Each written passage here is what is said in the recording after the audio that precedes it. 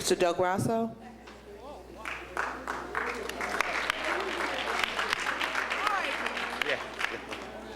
Thank you. Madam President, board members, Ms. Wilson, nice to see you. Ms. Baskerville and I was an elementary teacher. Ms. Baskerville did a lot about drama. My name? Joe Del Grasso, President, Newark Teachers Union. Ms. Baskerville, you have no problem because you were into drama if I pretend that Ms. Anderson is here. Sort of like at the Republican convention when they had the chair. This is a story of greed, power, and incompetence. It is the audacity of power run amok. It is the closing of the lanes of decency, law, and ethics by the most conflicted superintendent in the history of New Jersey. Yes, this is a story. It is the nightmare at Cedar Street. Once visited by Beverly Hall, now a defendant, and Cammie Anderson, soon to be a defendant. This is a story about truth. For us, truth is what it is. But for those in power, truth is what they wish it to be. And we know what they wish. They wish for pink hula hoops, pink slips, and may you kiss their pinky ring. Miss Anderson, you dishonor the office of superintendent. You seek to waive the rights and laws that many have labored to make, and you spit in the face of the New Jersey legislature and the governor, for he signed into law the new Tenure Act. You also spit in the face of our contract, one that the governor signed. And you spit in the face of every person in Newark because you care not.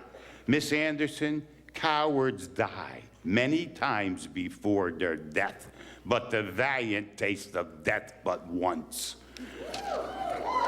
You are a coward.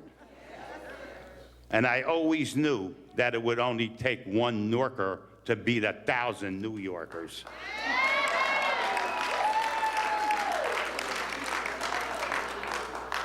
You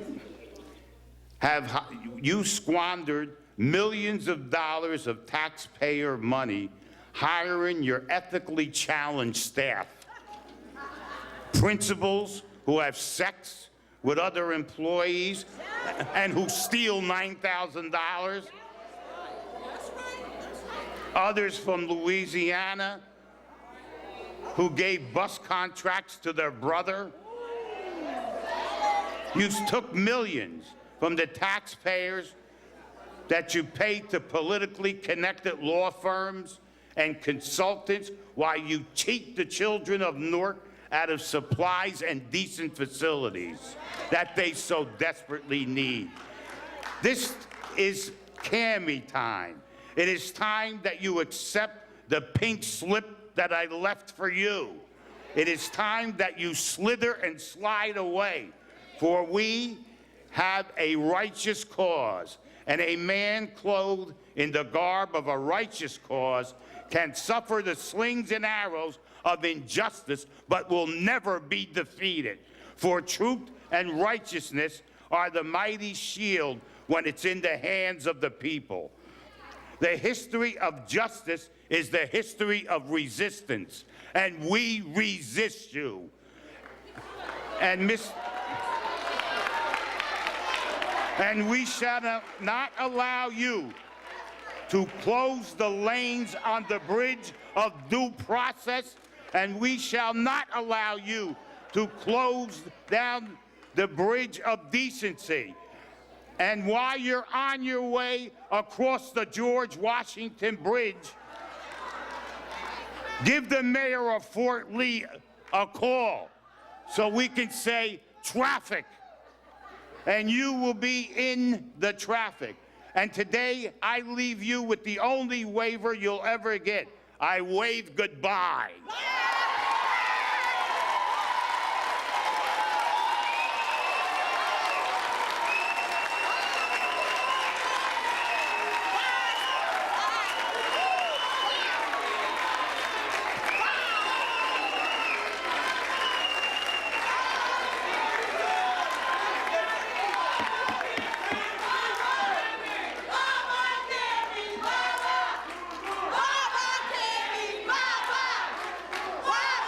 Our next speaker,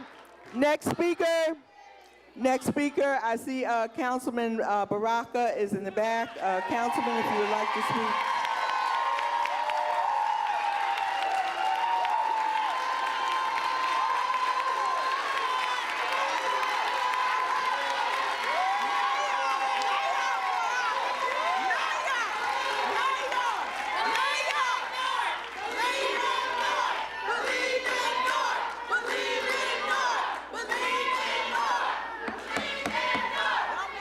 All right.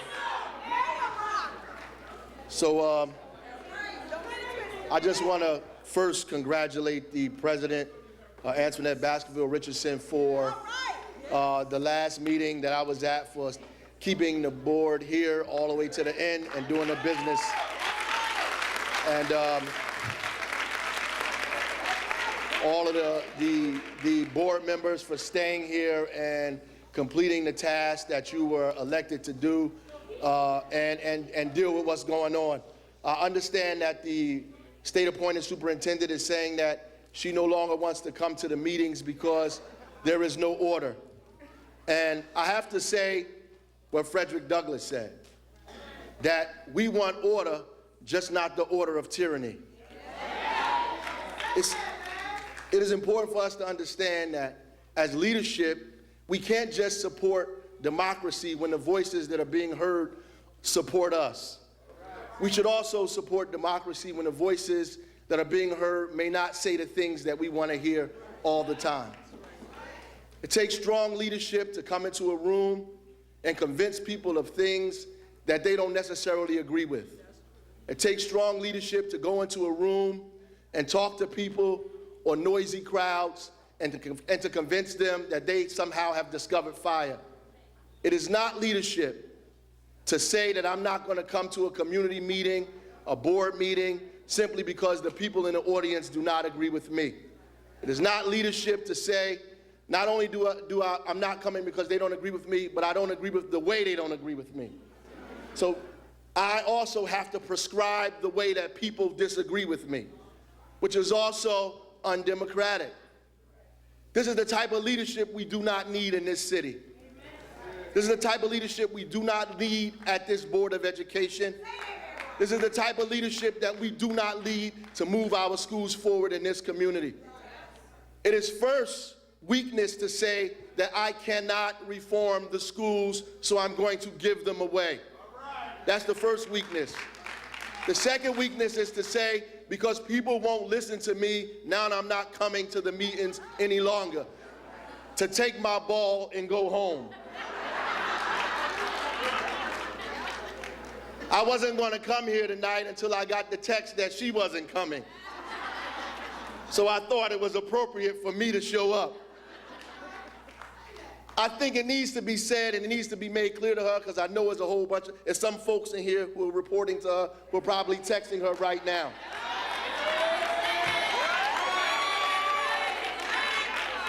And there's a few things I would like to say. How would she feel if the principals one day decided, because the things that she says at the principals' meetings we don't agree with, that we just don't show up? How would she feel if the vice principals decided that because we don't agree with what she says or what she's doing or the way she's telling us to do it, that one day we just won't show up? Or the teachers, when it's time for staff development downtown or the things that they have for us to do in the district, that they don't agree with the way it's being imposed upon them, that they just don't show up. And if everybody did this, then there will be anarchy and chaos. So I know she's not promoting anarchy and chaos, the woman that wants to have order in the board meetings and in the city. Order comes with justice. Justice brings order to everything. When there's injustice, there is disorder. When systems don't work correctly, there is dysfunction. When parts of your body don't work correctly, there is dysfunction. When there is dysfunction in the city, there will inevitably be disorder. There is disorder because the board, the public school system is not working, it's not functioning correctly. There'll always be disorder. And if she wants to have order, then she should provide justice to the people of this community. Finally, and the first step towards justice for us is for her to get a bus pass, a train ticket, an airline ticket, or just get one of her friends that she brought in here to hitch a ride with them and go over the New Jersey Turnpike and go back to New York where she came. But be sure she don't use the George Washington Bridge.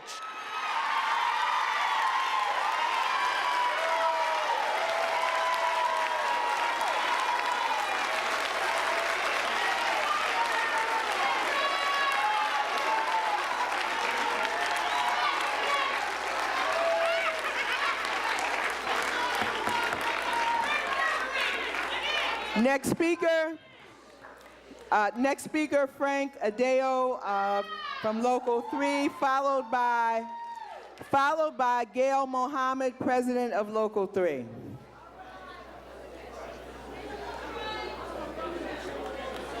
Are they here? Okay.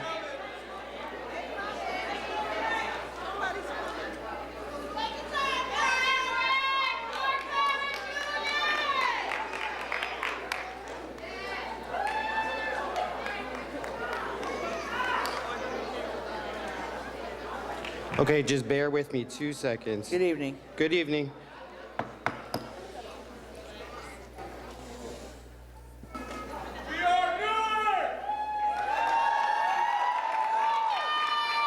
I just wanted to say, my name is Frank Adeo, 55 Dawson Street, Newark, New Jersey. I just wanted to say that if she thinks that this is not order tonight and that we don't know how to conduct ourselves, we're not animals. We don't need to be rattled. We don't need to be cattled either. If she doesn't want to have the meetings with us, maybe we should take the meetings to her house.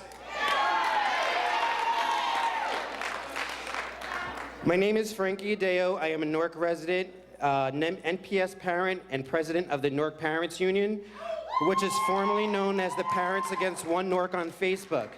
We have close to 2,000 and growing followers, and are showing up in over 45,000 news feeds daily across the nation. Currently, we are working in Trenton with Senator Rice and other community and state organizations to help pass legislature in Trenton on the Stop Forced Public Schools Closures Bills S966 and A2216.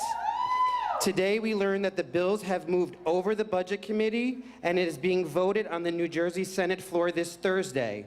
They said our bill wouldn't make it past the first phase, and here we are in the Senate. Shows you the power of the parents and what unified residents can do. As a parent, I am concerned about how our children's security is being handled and how it is being distributed. What is being shared? My wife and I are inundated with automated telephone solicitations almost daily and multiple times daily, stating, your child has been pre-approved to our school. He is not a credit card, or he should not be looked at as a source of profit for any corporate entities that are trying to invade our school system. Why are we being harassed, and where did they get our information from? Where is this directory of information under FERPA that should be available to parents to see if it is not posted anywhere on the NPS website? The directory of information the board shares to corporate vampires that prey on our community and children. The old myth is a vampire can't enter someone's home unless they are invited. Well, Superintendent Anderson, you and Governor Christie and Commissioner Cerf have welcomed the whole damn hive into our home. I have emailed the superintendent's office and made multiple calls requesting for the information. I get no response from the superintendent's office ever. Before my time runs out, I would like the members of the advisory board and the audience here tonight to know about an example of why our NPS schools should remain open and funding kept in our buildings in our existing schools. Oliver Street School today started having voting online for their Samsung Solve for Tomorrow contest, where their Guarding the Water Supply project is one of 15 selected in the nation, and they are in the running for $140,000 for technology grants and opportunities to present their project in Washington. So I leave Superintendent Anderson with this. It reminds me of the Buddhist saying, when you dig a well, there is no sign of water until you reach it, only rocks and dirt to move out of the way. When you have removed enough, soon the pure water will flow. Superintendent Anderson, we ask you to stop the One Newark program and universal enrollment process this Friday. We ask for your removal as appointed superintendent. And hey, Cammie, leave our kids alone.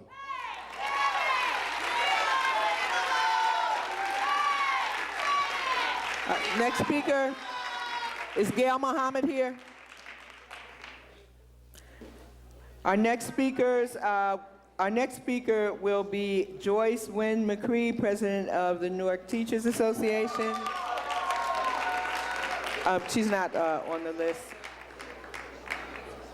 Is Ms. McCree here? And she will be followed by Henry Clark and then Annette Austin.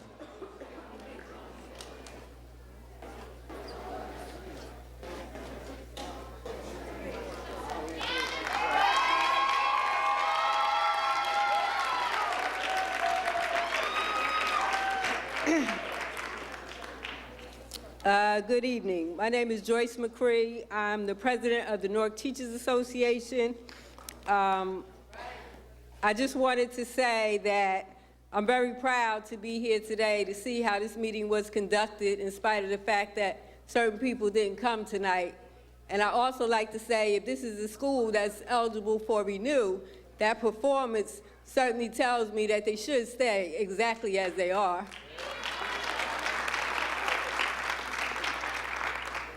And one thing is clear, inadvertently, the One Newark program has created one voice in Newark that echoes the same message. We want what is best for all of Newark students, traditional or charter. Thank you. Thank you.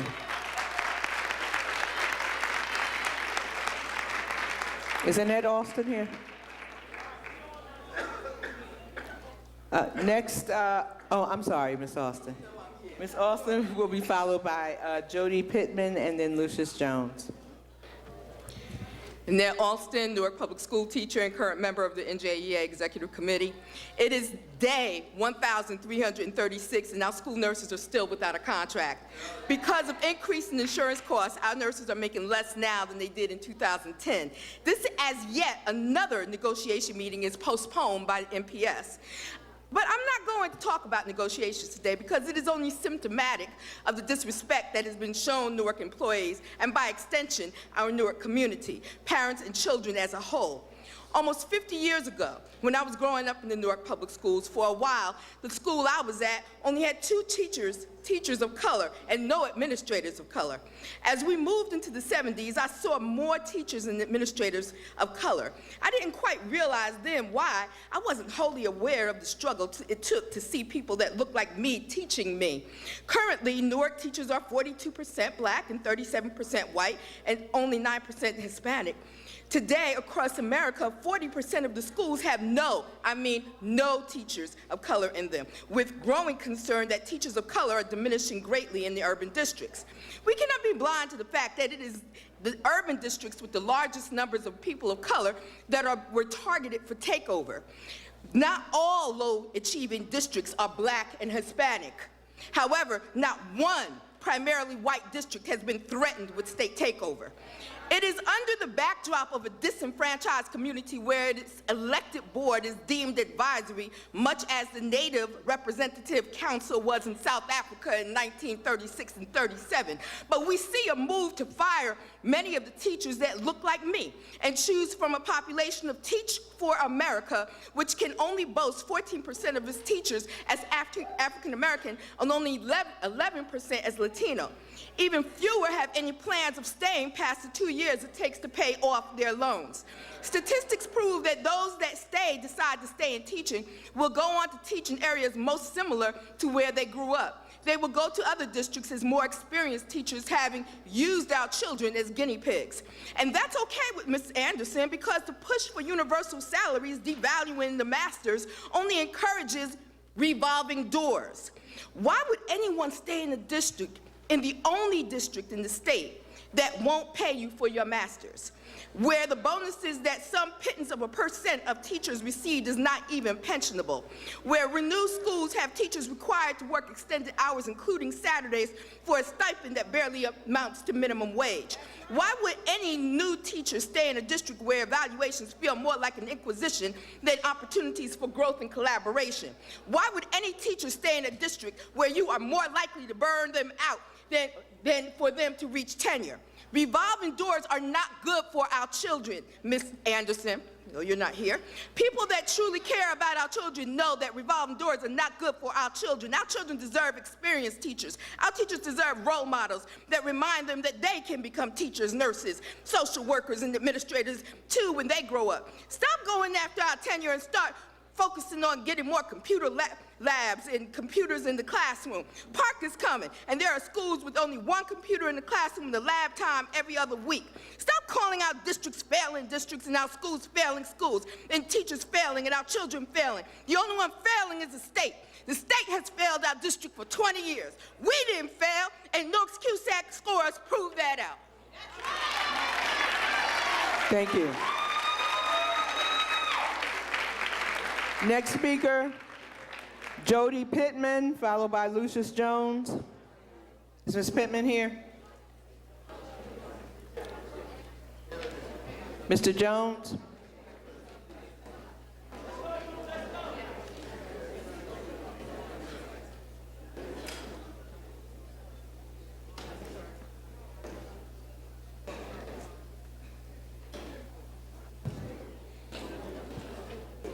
Madam Chair, Lucius Jones. Good evening. Good evening. 107 Ivy Street, Newark, New Jersey.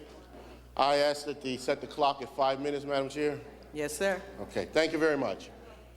Tonight, some asked a question, and the kids, and they brought it to my attention, they said, they're gonna say that you're using the kids at Ivy Hill Elementary. But I do wanna say to you tonight that the kids made their own decision and choice to choose who would represent them here tonight. I can also say to you that there are hundreds of kids that want to come. They are frustrated. They're aggravated. They don't know what's going to happen next. We take the position that when the assistant superintendent came to the district 2 years ago, that she had no problem the first year with the PTO president and no problem the second year with the PTO president. But somehow the scheme got interesting, where our principal, who received a negative evaluation last year, and somehow this particular year, we were a redesigned school. I wanted to wait to see what lures ahead.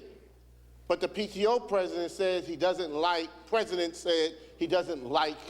what he's seeing or hearing. And of course, we're trained a little differently. He's from ACORN, and I'm from National People's Action, and we're trained just a little bit differently. The issue here is that we looked at the evidence of what was happening around the district. And one of the evidence that we saw was that they were depopulating schools like Newton and taking 6th and 7th, 8th graders out of the building. So we say, what is the plan for Ivy Hill Elementary? Initially, we thought that they wanted to put Lady Liberty Academy into Ivy Hill Elementary. But that's not the plan. The plan was, what we believe, was to depopulate Ivy and depopulate Lincoln and merge Lincoln School into Ivy. What was standing in the way of that merger? Principal Brown. She kept a very high-level student occupation in the building. When the district said 2 years ago that we would lose 60 kids or 70 kids based on the budget assessment, we went up. When the district said last year that we would lose kids, we maintained. Currently, Ivy Hill has 557 kids and growing. So, what stands in the way of taking Lincoln School, turning it into a charter school, and merging Newark Ivy Hill School and Lincoln Schools together? We don't like this philosophy. I spent 22 years of my life in the district in the Wellsburg area. And I tell you, as a student growing up in the Wellsburg High School who lost my vision in the building, I fight for the rights of having a neighborhood school because I was bused out of this district for many, many years. Neighborhood schools are extremely important to me as well as to my family. When I look at the fact that students need stability, right now when we have no PTO president, we're not raising money that's necessary to pay for 8th grade graduation for students who don't have the funds, 8th grade reception where we pay for 50% of the 8th grade reception, Fun Day, and a host of other activities because the district decided that they wanted to have their plan to move Lincoln into Ivy. So we put some demands on the district tonight via Chief of Staff, we say that we demand that tomorrow by 5 o'clock that Ivy Hill, myself, know the status of the investigation on whether or not Lisa is going to return or not going to return. We demand to know that by tomorrow afternoon. We do not want to hear about another day of investigation. We demand to have this by tomorrow. We also demand, because we also understand, based on our intelligence, that there is no intelligence and there is no reason for Ms. Brown to be outside of the building. You thought that the video camera that was in the area where the doorway was functioning, but it wasn't. And so therefore, the fight that they chose was no fight at all. We also demand by March the 3rd,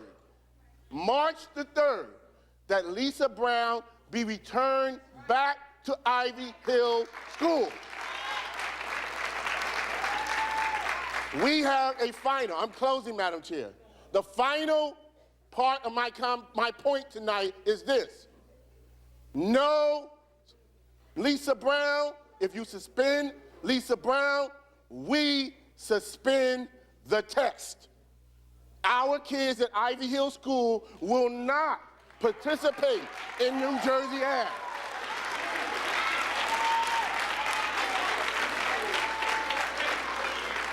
We ask that the Chief of Staff take these comments back to the superintendent and advise her that if she do not want to, if the test is that important to the district, then they need to make sure that we have stable leadership in the building and return Lisa Brown back to Ivy Hill School, or we will be back with more and more and more representatives from the neighborhood. Thank you very much. Thank you.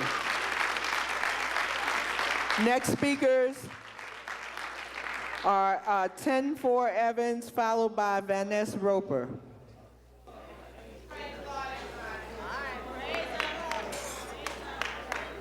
My name is 10-4 Evans, P.O. Box 2367, Newark, New Jersey. I'm here to represent today. I heard all kind of talk. Please be quiet when I'm speaking. Thank you. Because I want everybody to hear me. Number one decision is, I am here for the children. All is this talking and going on. I have a nephew who made honor roll twice since he's been in his school. First, his mother took him to charter school. I demand him out of charter school, put him back in public school. He went back to Madison. Now they want to close Madison School. What are we talking about? He didn't do nothing in charter school because he was failing. But now he's in public school. He make an honor roll. Ever since he went back to school, been on honor roll. His name is Lorinda Lorinda Hilton. He was a child that he was very good, but most important thing is that his aunt went here to call the roll call. And he got busy. I don't understand. I see this in the paper that she wants to lay off a teacher and those that have been so many years. Given this all together, she would like to bring her people when she was executive at Teaching for America. She was executive there. And she want to bring those people from that school to here, to these schools that full out. Let me explain to you all. Two things y'all do wrong to me. You should not wait till to get this far ahead going on. You should have stopped this from the get-go. You're on the board, you're on the student, you should know what to do. But you know one thing? You wait till stuff roll over, then everybody want to come in and talk that we're going to do this here. I'm going to tell you, I'm going to tell you like this here. I'm tired of people telling me what they're going to do. I want to see it, and I want to show it, and make sure these children take these schools. We do not want to close no more schools in the city of Newark. Thank you. Thank you. Is Mr. Roper here?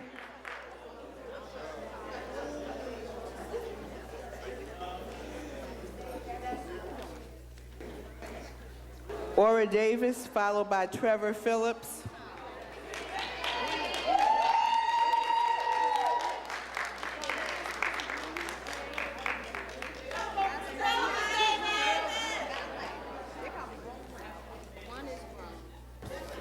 My name is Ora Davis, 429 South 9th Street, Newark, New Jersey, 60 years. 80-year-old woman, and I'm still fighting.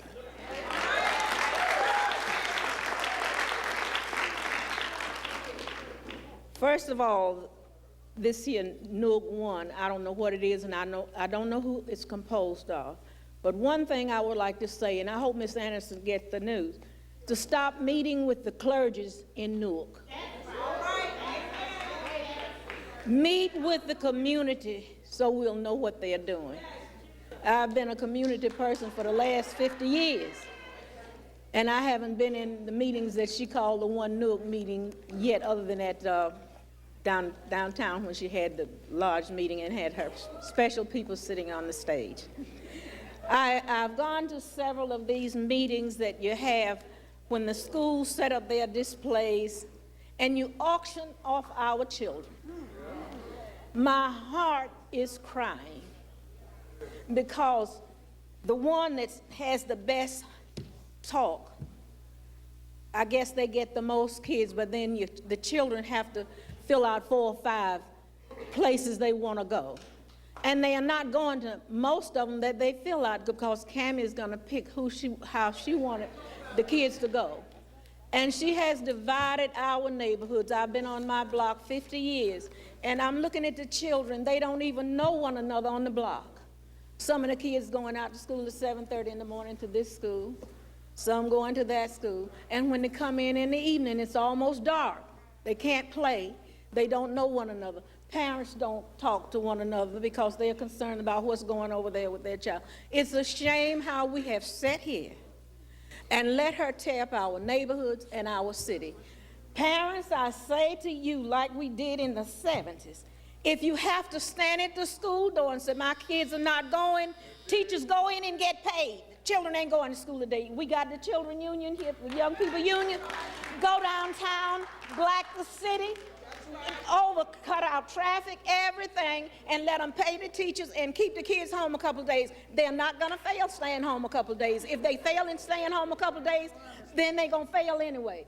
Public schools, public schools, public schools, public schools. I had 8 kids to go through public school, and I'll put them up against any kids come from anywhere, because I have 2, my granddaughter and my daughter, working in the public schools in Newark, and I can put all my other 7 kids up against kids from anywhere, and I have about 8 grandchildren has finished college, and part of them are still around here in the city. But I just want to tell you, there's nothing wrong with public school. The problem is parents doing what Cammie wants them to do.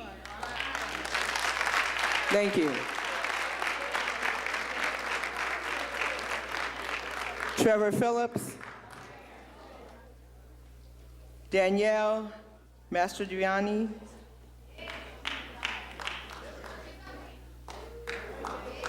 followed by Africa.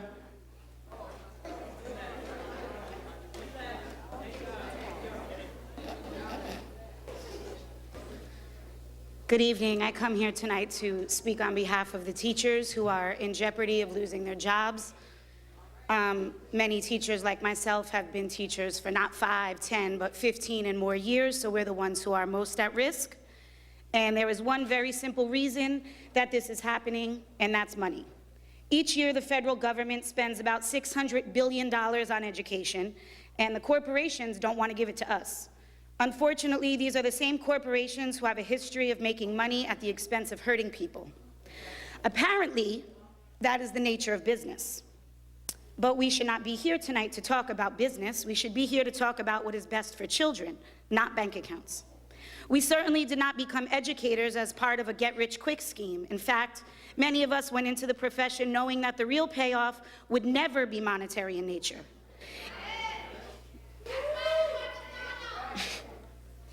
In contrast, many of the new hires have not invested a single dollar of their own money, nor have they dedicated 1 hour of their studies to the craft of education.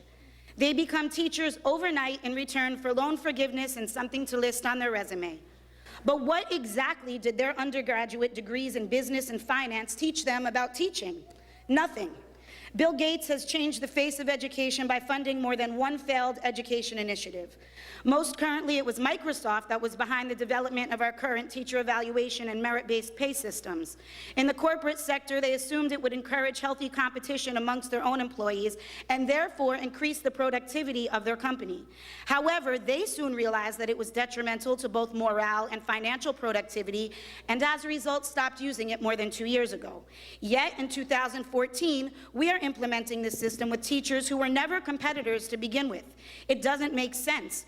Good teaching requires collaboration, not competition. Collegiality, a genuine desire to see that all students, not just yours, succeed. The notion of encouraging competition in our workforce negates the very reasons we became educators in the first place, and the system of evaluation was installed as a means to get rid of people like us. Even the lowest level decision makers are bringing home 6-figure salaries, while many of us residents raising children cannot even live off the salaries that they are considering to be too much. The truth is they could never pay us enough for what we really do. Add to the cost of an effective teacher the cost of a social worker, a guidance counselor, a crisis interventionist, a behavioral therapist, an academic advisor, an after-school tutor, a nurse, a mother, a father, and a lifelong mentor. Because those are the jobs we do every day for free in addition to teaching. And then subtract from our salaries the money of our own that we spend on food for our students, unpaid graduation expenses, prom hairdos, manicures, basketball sneakers, clean uniforms, winter coats, school supplies, all the things we are told not to admit that we do behind the scenes, and we do anyway. These things we do because we are teachers and not business people, and we are not in the business of doing whatever it takes to make a buck. I'm sorry, I'm the only teacher that's spoken tonight, and I'm going to finish. Because real teachers see their students as an investment, and the only payback is their success. This investment takes time and cannot produce a return in the 2 inexperienced years that the new hires are expected to give. It may cost them $1 or $2 to replace us now, but in the long run, it makes no sense. That's right.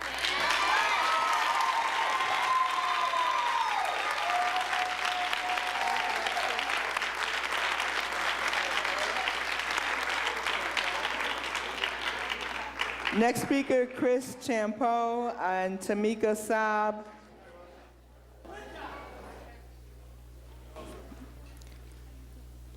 Joy Elisa Nicholson, Rodney Simpson.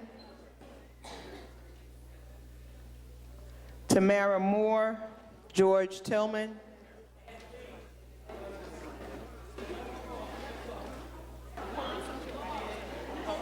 Deborah Smith Gregory. Kathleen, followed by Kathleen Witcher.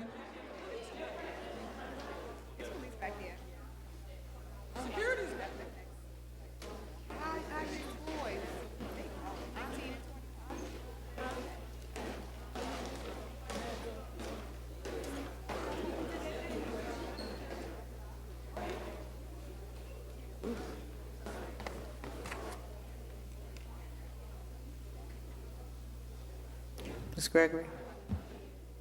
Good evening. Good evening. My name is Deborah Smith Gregory, and I serve as the president of the Newark NAACP. Our address is 454 Washington Street, Newark. I want to say to the advisory board, I want to commend you for your leadership, for your stick-to-itness, and the fact that you are still here, you've come together again. You're showing that we are ready for local control. If we get the fiscal management July 1, the rest of it cannot be far behind. But this is what we need to do.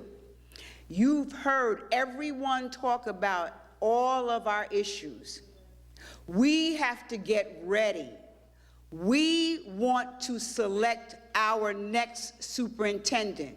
We cannot allow the governor to handpick who he says we should have, and we have no say-so. Just like today, this superintendent has completely disregarded this community because the governor has given her license to disregard us by saying we don't matter. So everything that you're hearing today, we have to get ready so that we're not reacting, but that we're being proactive, and we're deciding who our next leader is going to be. That is what the advisory board, that's what you have to do. And I know, there's elections coming up and what have you, but those of you who are in place, do not get distracted.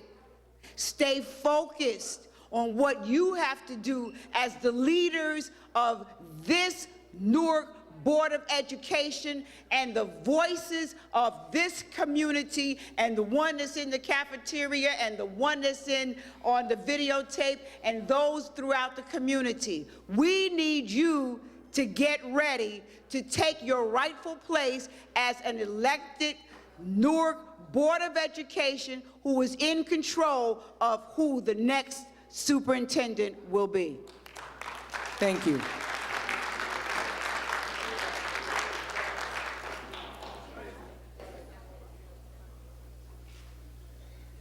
Ms. Witcher is coming, I see, and Ms. Witcher will be followed by Kathleen O'Prey and Veronica Branch if they are here. Kathleen Witcher. I'm a member of the statewide education Excuse committee me, can we have quiet so the speakers can be heard? Of the NAACP, and tonight I represent the Southside Malcolm X Shabazz High School Alumni Association. The Newark schools have charge of $1 billion corporation. This we know, some of which money has been misspent. This we know, which calls for a question of malfeasance and nonfeasance Unlike the corporate world, teachers and other staff do not receive bonuses. There's no vacation pay, no holiday benefits, no overtime. And in spite of this, many teachers spend most of their day, come in the dark, leave in the dark, teaching. They spend their wages on supplies, materials, and other items for teaching. So we ask then, why is there a move to end seniority rights?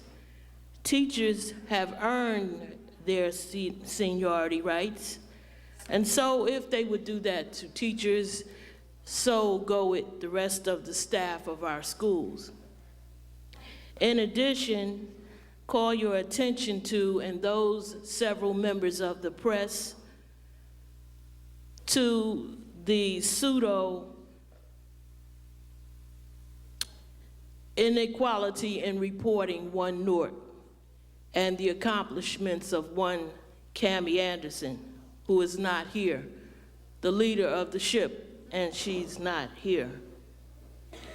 There is no education improvement plan in that document, One Newark. There are no goals, there are no objectives, there are no ways to implement or monitor, there are no benchmarks, there are no timelines to talk about what our children are not learning and how they may be remedied, nor to enhance the excellent performance of other children. There's no provision in One Newark for staff development, for professional development. And these we know are the ingredients to operating any educational plan anywhere. I say to you, there must be an investigation, because One Newark is all about the sales, co-locations, renew of the renew, and further dismantling of the public school system. These are our children and our schools, and they are not for sale. Thank you. Thank you.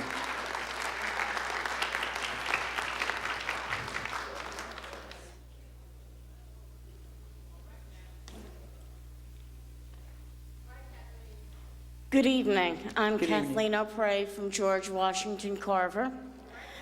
I'm alarmed that the majority of the South Ward schools are losing their pre-K classes. These classrooms are being moved to Maple Avenue School, a building the district itself rates as being in poor condition.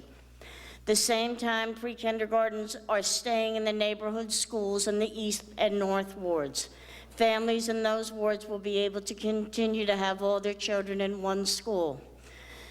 Being able to have all your children in the same building is a requirement, not a luxury for a single-parent household. Even a two-parent household will be challenged getting their children to multiple sites. The gains we've made in enrolling children in pre-kindergarten programs will be lost. The impact we make on the continuity of education will be lost.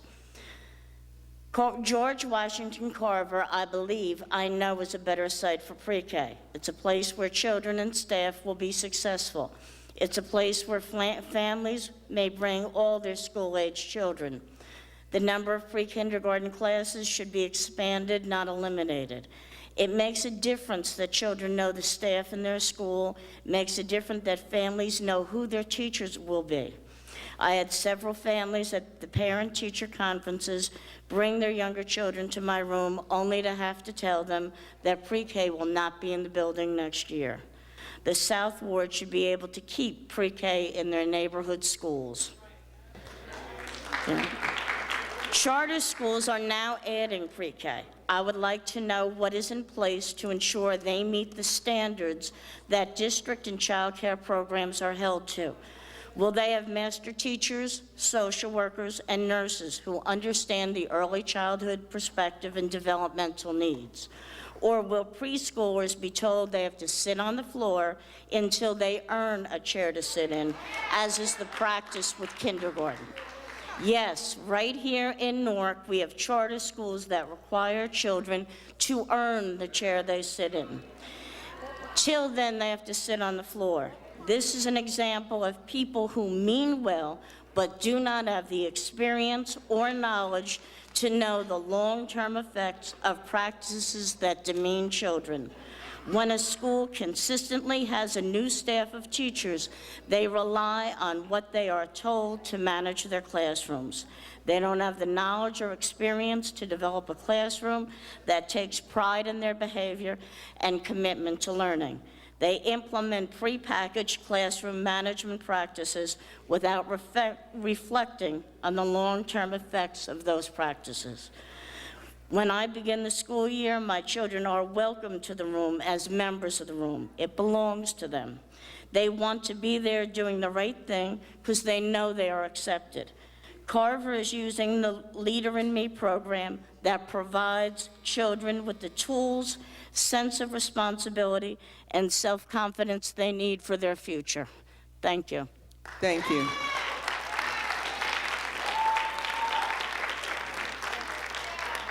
Veronica Branch.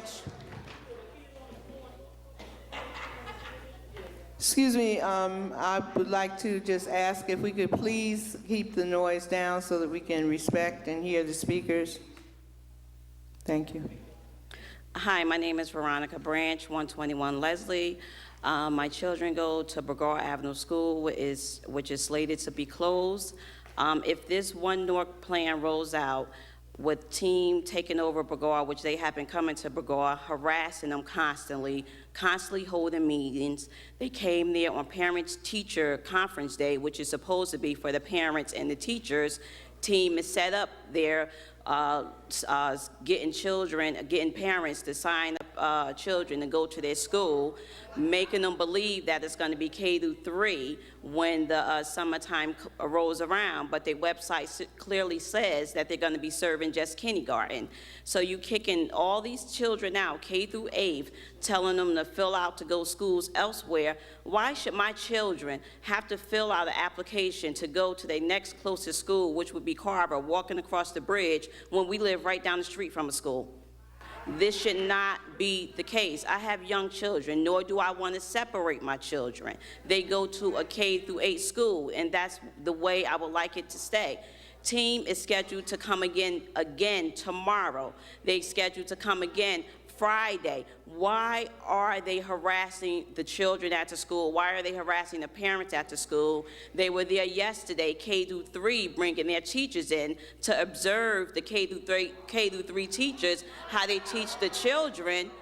This should be against the law. They should not be allowed to come in.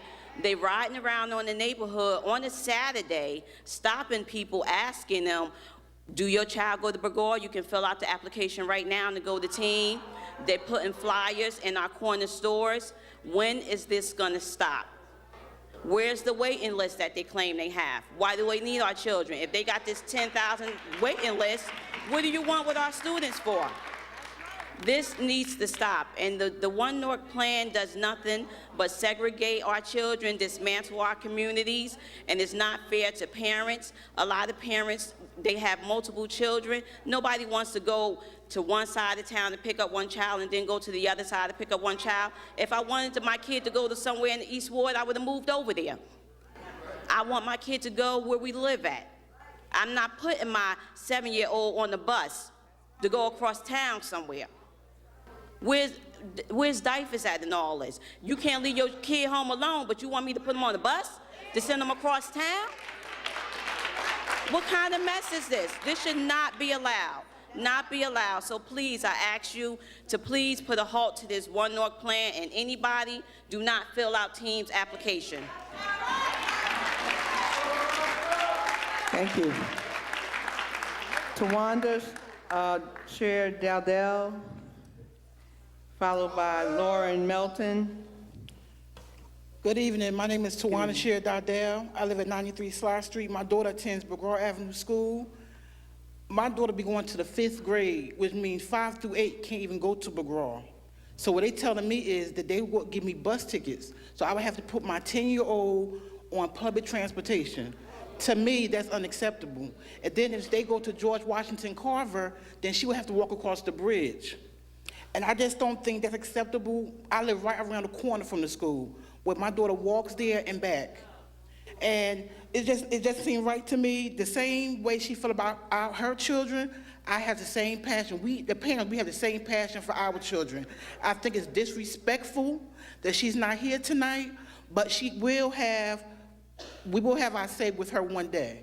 And I just think that we're asking the parents to boycott the One North application, because why should we have 8 choices? I choose for my daughter to go to Broadway Avenue School. I don't want her to go to East Side, go to Ann Street School, go to this other school. If something happened to her, how am I supposed to get to her? I work from 4 to midnight. There's no way I can get her home and go to work on time. All she got to do is walk around the corner to my grandmother's house to go home. And so I just think that something needs to be done, not yesterday, not today, but right now. Thank you. Thank you. Lauren Melton, Jamarius Nickerson, Jean Renoir. Thank you. Thank you. Lauren Williams.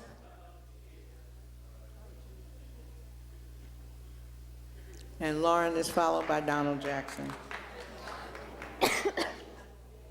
Lauren Williams, 405 South Orange Avenue, Newark Evening High School. Good evening, Ghost of Cammie. I know you're sick and tired of hearing my mouth, but I will not be deterred. I live for these 3 minutes.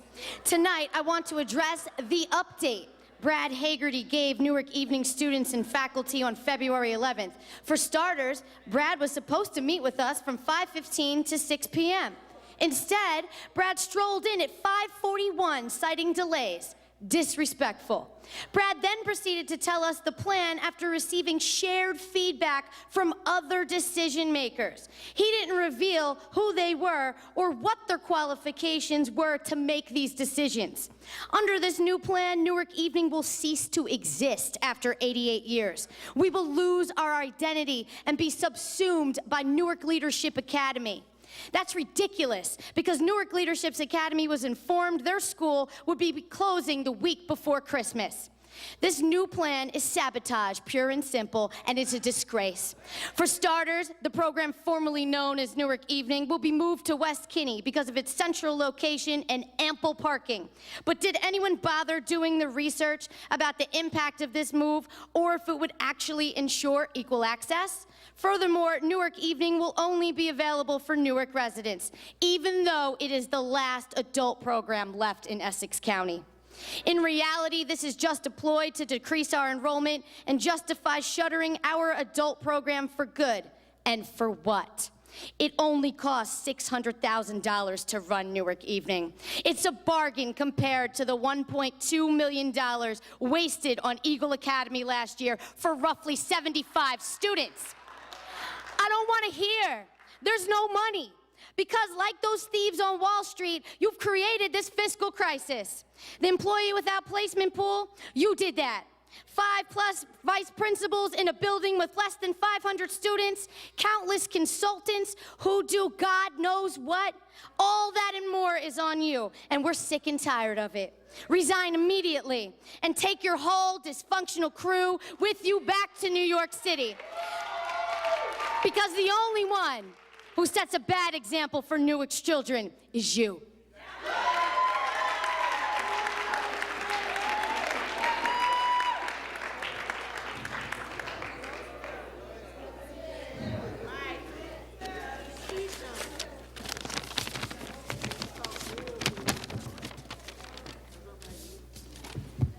Donald Jackson, 79 Tracy Avenue, Newark, New Jersey, 07108.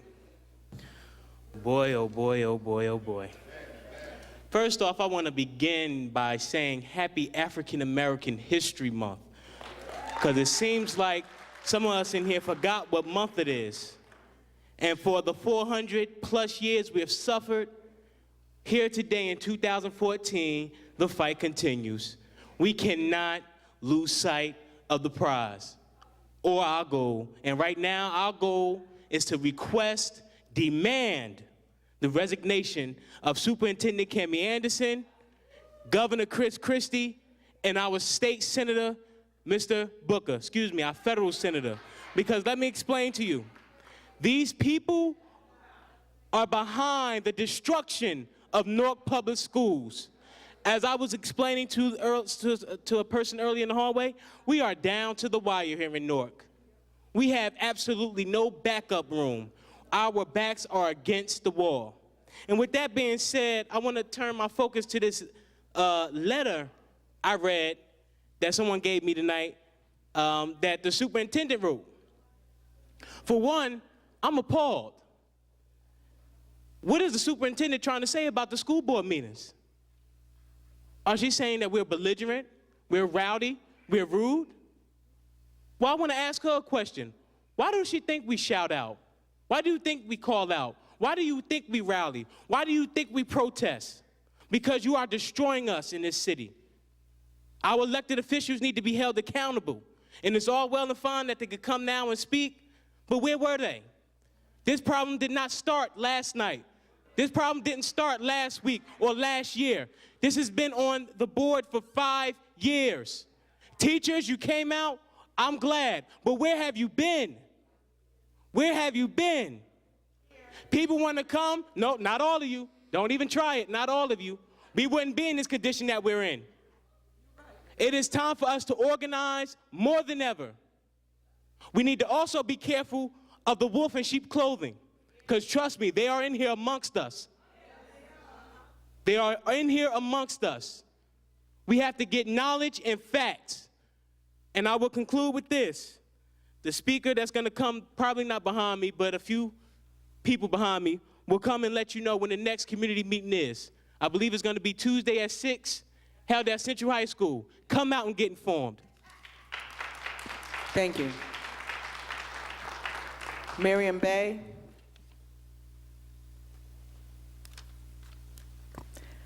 Dadisi Senyaka.